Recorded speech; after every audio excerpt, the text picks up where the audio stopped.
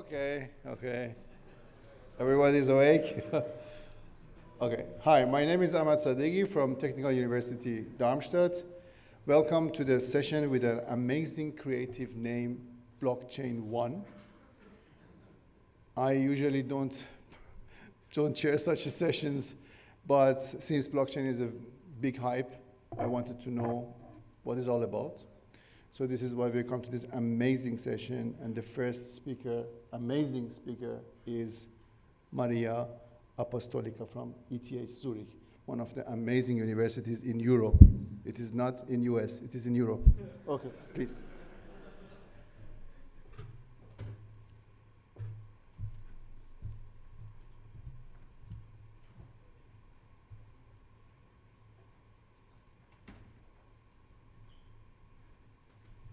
So hello everyone. Let me stay here.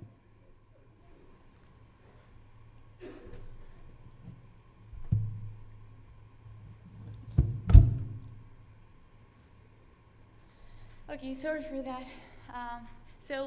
I'm here today to present you our. Okay. Right. So I'm here to present our work on protecting networks like Bitcoin against partitioning attacks. This is joint work with Jan Martin, Jan Müller, and Laurent van Bever. A partition attack is the attack in which the adversary tries to split the network into two disjoint components such that no information can be exchanged between those. There are 4 reasons why this attack is very important, and we should make sure that we understand and we are aware of it. So first, it's a very general attack, as any blockchain system is vulnerable to this kind of attack, as long as it uses the internet. Second, it's a dangerous attack, as it allows double spending, can cause revenue loss, and it's a denial of service attack anyway. Third, it's a very effective attack. Even 50-50 partitions are possible, and that's the worst case scenario for Bitcoin. And finally, it is a practical attack. Any network in the world can actually perform it. So if you're interested in this kind of attack, you can refer to our previous paper in Auckland 2017. But for now, let's go through some of the main concepts together. As we all know, Bitcoin is a distributed network of nodes that establish random connections and exchange blocks. A block is mined every 10 minutes in expectations, and it's propagated in the Bitcoin network until all the nodes have it. So what can actually go wrong in such a network? Well, what we often neglect is that all this traffic is routed over the internet, and the internet is composed of these smaller networks called autonomous systems, which exchange traffic to each other using BGP, the default routing protocol, which has certain vulnerabilities. So let's zoom a little bit more into that. Each Bitcoin client will have an IP. For example, the green node in this slide has this IP. So its provider, in this case ASH, is responsible for creating a BGP advertisement that covers the IP of the green node, and this BGP advertisement will be propagated AS by AS until all ASs have it. For example, ASI will reach ASH via the direct link. The problem here, and the reason why partitioning attacks are possible, is that BGP doesn't check the validity of advertisements. As such, an attacker can also create a BGP advertisement that covers the IP of the green node and is in fact a more specific one, as it is /24 compared to the /23 of the benign advertisement. By doing so, the attacker can divert traffic. This is what we call a BGP hijack. The attacker can now use this technique to partition the network by first hijacking the prefixes belonging to Bitcoin clients in the gray zone, and then dropping those. Now, if a block is mined within the gray zone, it will stay within the gray zone. In order to deal with this kind of problems, I will advocate today for SABRE. SABRE is an overlay network that is engineered to allow Bitcoin clients to exchange blocks, even if the Bitcoin network is partitioned. And that is without the need to deploy secure routing protocols that are much harder to be deployed. To give you an illustration, if that's a Bitcoin network, and we want to deploy SABRE on top of that, then we would add few SABRE nodes, and we will position them in strategically selected locations. Those nodes would be connected to each other and will also be connected to all Bitcoin clients, such that a block that is such that even if the network is partitioned, a block that is mined within the gray zone would still be able to traverse the network via the SABRE network. The attacker is, of course, expected to fight back. For example, she is expected to hijack the IPs of the SABRE nodes themselves, or craft malicious requests to take them down. Taking this into consideration, we are now ready to define 3 requirements that would allow SABRE to meet its promise of protecting Bitcoin networks against partitioning attacks. So first, SABRE needs to secure relay-to-relay connections, because otherwise it cannot relay blocks from one component to another. Second, it needs to remain reachable by Bitcoin clients during the partition attacks. Otherwise, it would be just a remote and independent network. And finally, it needs to relay blocks under any load. The first 2 are addressed by SABRE's network design, while the last one is addressed by SABRE's node design. So for the rest of my talk, I will first explain how SABRE nodes are located to protect against BGP hijacks. Then I will explain how they're designed to meet their load requirements, and I'll finish the talk by addressing some of the deployability concerns. So let's start with the relay location, and let's see how SABRE meets the first of its requirements, namely securing relay-to-relay connections. The first, SABRE selects nodes that satisfy 3 properties. First, all relay nodes should be located in /24 prefixes. By doing so, disconnecting the relays with longer prefix hijack is no longer possible, because prefixes that are longer than /24 are not propagated in the internet. So we're left to deal with only same prefix advertisement. To understand the problem, let's assume that the relays A and B are hosted in 2 ASs that have customer-provider relationship. That means that ASA is paying ASB for the traffic it sends. Among other prefixes, ASB will advertise the prefix of relay B to ASA, and since there is no other advertisement, relay A will talk to relay B via a direct and expensive link. Yet, BGP is a policy-based protocol. When multiple same prefix advertisements exist, then cost is the decisive factor. That means that if ASA has a more cost-effective agreement with another AS, and this happens to be the attacker, and she advertises the same prefix A as ASB, then ASA would actually choose the attacker's advertisement and would allow the attacker to intercept the connection between the 2 relays and drop it. To avoid this problem, SABRE places relays in ASs connected with paths that are optimal with respect to cost and distance. As such, there is no attacker that can offer a better path. As an illustration, if ASA and B had a more cost-effective agreement to each other than to any other AS, then by definition, it would not have been possible for an attacker to hijack the connection between them. Of course, in case of a link failure or an agreement cancellation, the attacker's advertisement will be the only one available, in which case it might still be able to disconnect the relays. To even shield against this problem, SABRE requires the relay graph to be K-connected. Such a SABRE will stay connected even if K-1 links are cut. To give you an illustration, in our previous example, we would have to add another relay node, relay C, and that would make our SABRE network 2 connected. Now, even if the connection between relay A and B is hijacked, those are still able to exchange blocks via relay C.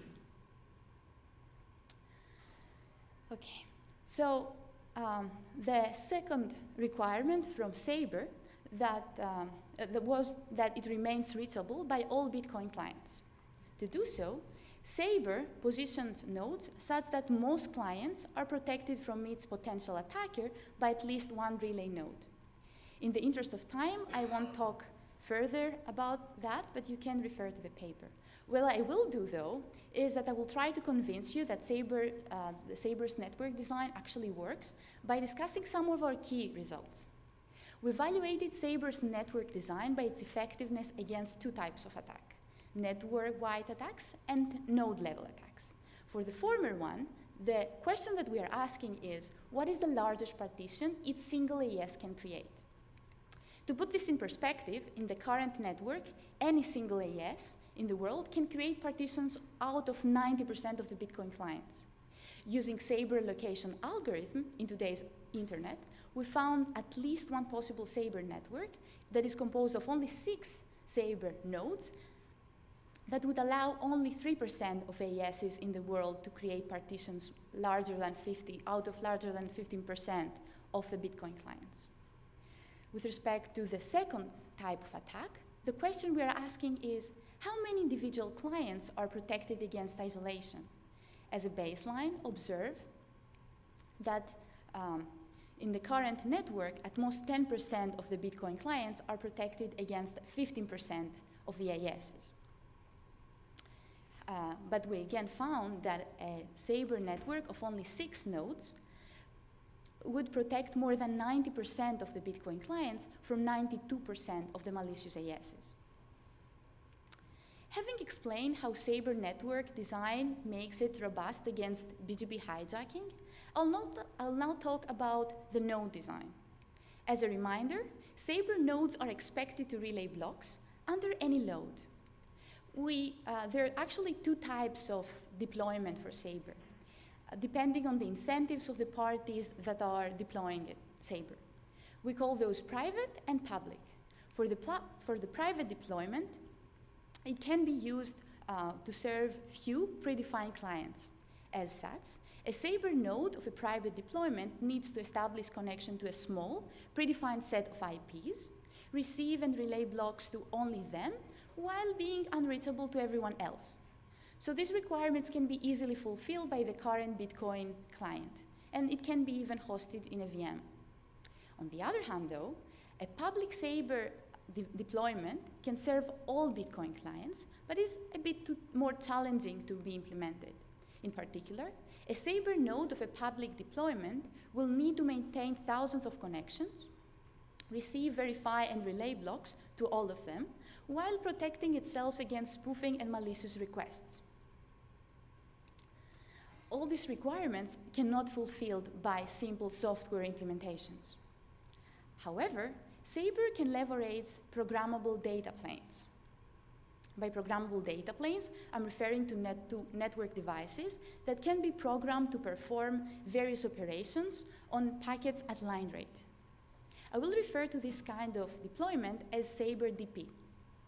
So there are 3 reasons why SABRE DP manages to deal with the increased malicious and benign load. First, it is faster than any server optimization. It can go up to few billions of packets per second. Second, we have augmented the SABRE DP with protections such as dynamic blacklists and whitelists and anti-spoofing mechanism and DOS protection. And finally, SABRE DP involves minimum software interactions, as most of the clients are served directly from hardware. Of course, not all operations can be done on hardware. And this is why we have to actually use a hybrid design, which has both software and hardware components. You can again find more information about our hybrid design in the paper. Now that you have an idea about SABRE's network and node design, many of you, I'm sure, will be concerned about its deployability. Well, actually, we argue that SABRE is readily deployable, and that's for 4 main reasons. First, it can be bootstrapped with software-only implementation that would significantly reduce cost and also allow private deployments. Second, multiple SABRE nodes can coexist without any problem. That means that any individual party can deploy their own SABRE and they don't need to cooperate. The community's consensus is not required, and that because every Bitcoin client can choose to connect to other relay nodes and to regular Bitcoin clients, and without the connections to SABRE influencing the others. And finally, SABRE network design applies to other relays. That means that other well-established relays like Falcon and Fiber can seal themselves against BGP hijacks by relocating their nodes based on our network design algorithm. So with this, I finished my presentation. And if you were to remember only 3 things about SABRE, I would like those to be that SABRE can protect Bitcoin from partitioning attacks by placing few relay nodes in selected locations. SABRE can operate seamlessly under high load by serving clients directly from hardware. And finally, SABRE can be partially deployed and can benefit early adopters. Thank you. I'm happy to take questions.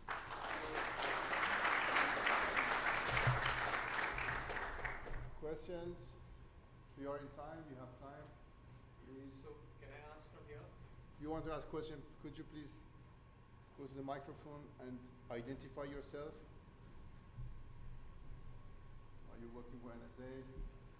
No, I'm from IIT Delhi. I'm Vinay. So have you considered what happens when secure BGP is used? Does, are some of the attacks mitigated in some way? So, of course, that's a very good question. So we're not trying to compete against secure routing protocol if this is what you're referring to. But we also need to take a few things into consideration. For example, if we are talking about just validation of the source, then that's not enough because an attacker can intercept herself in the path. If we're talking about validating the whole path, yes, that would help, but that actually is much harder to be deployed. So I agree that would be a good solution, but it's like we need some kind of countermeasures now. And especially taking into consideration that there are so many BGP hijacks that happen every day, even against large networks, and also taking into consideration that BGP hijacks has been used against cryptocurrencies. Thank you. Alexandra Dmitrienko, University of Würzburg in Germany. So you said that you position additional nodes in optimal locations. Do you think it is possible for the attacker to lie about the costs? He can claim that the cost for relay traffic is 0 or even negative, and then he would be able still to hijack the traffic? So that depends on the relationships that AES have to each other, and these are economic agreements among those. Then the way that we infer those is based on the way that traffic is routed. So based on the way BGP works, we can infer those relationships. So no, they cannot really lie, and that's because the way that we infer them is not that we're asking, it's AES, what are their agreements, but we're inferring them based on how they route their traffic. Okay, thank you. Hello, my name is Alberto from University College London. So I have a quick question. I was wondering how those attacks apply to BFT-based blockchains. So in that case, they won't just send a message randomly to peers, but they know, let's say, exactly to whom they talk. My guess is that this becomes an attack against liveness and not anymore against consistency. Is that correct? That's correct. So in cases that you don't have an open network, but you have certain participants, then it's not that you would continue mining and you will create a fork or anything like Bitcoin would do. However, it's still a denial of service attack. And the fact that any network in the world can actually cause any cryptocurrency to stop working, that's also problematic. Oh, thanks. Okay, is there any other question? We still have 1 minute time. Short one? Oh, there's a short one there. You cannot find your way to the microphone? It's especially made to... Hi, my name is Murtuza Jadliwala from University of Texas. A quick question. How is the partition attack different from the Eclipse attack, and does SABRE protect against Eclipse attacks? So it depends on what you're referring as Eclipse attack. Are you referring to the attack in which you are making sure that it's the Bitcoin client would not would only try to connect to malicious nodes. This is what you mean Eclipse attack? So when the adversary has multiple IP addresses under control, they can redirect traffic. So Yeah. is it different from the partition attack that you just presented? Yeah, that's very different. First, like this kind of attacks, so Eclipse attack as you refer to those, they can be easily prevented against by changing the way that you're selecting the IPs that you're connected to. And that's something you can do as a Bitcoin client on your own. That's a very important detail. Partition attacks, and as we describe those, are not something that Bitcoin clients can protect on their own. So they need the whole internet to work in a more secure way. So that's completely different. All right, okay, thank you. Okay. Luca, do you have a question? No? Okay. Thank you very much. Let's thank Ria.